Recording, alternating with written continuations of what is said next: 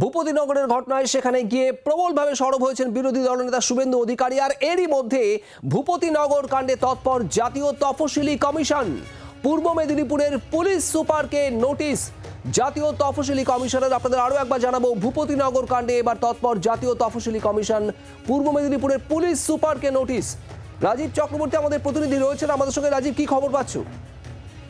দেখো, জাতীয় তফসিলি কমিশনের তরফ থেকে পূর্ব মেদিনীপুরের পুলিশ সুপারকে নোটিশ পাঠানো হয়েছে এবং এই ঘটনায় ভূপতিনগরে যে ঘটনা ঘটেছে সেই ঘটনায় কি ব্যবস্থা নেওয়া হয়েছে, পুলিশের তরফ থেকে এফআইআর করা হয়েছে কিনা এবং সেই এফআইআর এ কি অভিযোগ নথিভুক্ত করা হয়েছে, পুলিশ এখনো পর্যন্ত কি ব্যবস্থা নিয়েছে, এই সমস্ত বিষয়ে জানতে চাওয়া হয়েছে এবং বলা হয়েছে যত শীঘ্র সম্ভব পুলিশ সুপারকে এই রিপোর্ট জাতীয় তফসিলি কমিশনকে পাঠাতে হবে। তফসিলি কমিশনের তরফ থেকে আমরা দেখেছি পশ্চিমবঙ্গের বিভিন্ন ঘটনায় তারা একেবারে স্বতঃপ্রণোদিত হয়ে নোটিশ পাঠান, কখনো চিফ সেক্রেটারিকে তারা ডেকে পাঠান, কখনো রাজ্য পুলিশের ডিজিকে তারা ডেকে পাঠান। কিন্তু রাজ্যের যখন তারা যান, অর্থাৎ তফসিলি কমিশনের যিনি ডেপুটি ভাইস চেয়ারম্যান রয়েছেন তিনি যখন যান তাকে বিক্ষোভের মুখেও পড়তে আমরা দেখেছি।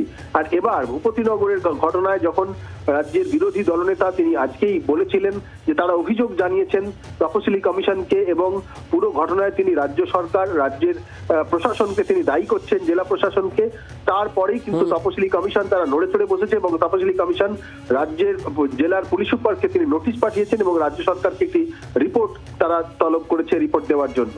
শুনি রাজীব, ধন্যবাদ। আপনাদের আরো একবার জানাবো, এক দুষ্কৃতীর খোঁজে পূর্ব মেদিনীপুরের ভূপতিনগর থানার ওসি সহ পুলিশ বাহিনী যায়। সেখানে এক তফসিলি সম্প্রদায়ভুক্ত মঙ্গল দেবনাথের বাড়িতে ঢোকে এবং সেখানে অত্যাচার চালানো হয় এমনটাই অভিযোগ। ফেলে দেওয়া হয় ভাতের হাঁড়ি, রেয়াত পায়নি মহিলারাও। একটি ভিডিও ভাইরাল হয় আর এরপরেই সরব হয়েছেন শুভেন্দু অধিকারী, তিনি যান ঘটনাস্থলে। আর এবার এই ভূপতিনগর কাণ্ডেই নোটিশ তফসিলি কমিশনের। আপনাদের জানাবো, পূর্ব মেদিনীপুরের পুলিশ সুপারকে নোটিশ দিয়েছে জাতীয় তফসিলি কমিশন। আর ভূপতিনগরের ঘটনা নিয়ে কি প্রতিক্রিয়া শাসক দল তৃণমূল কংগ্রেসের কুণাল ঘোষের বক্তব্য শোনাবো।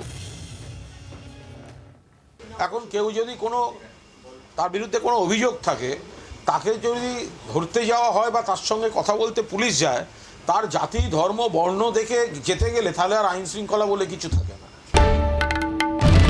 বাংলার আওয়াজ, বাঙালির আবেগ, জি 24 ঘন্টা।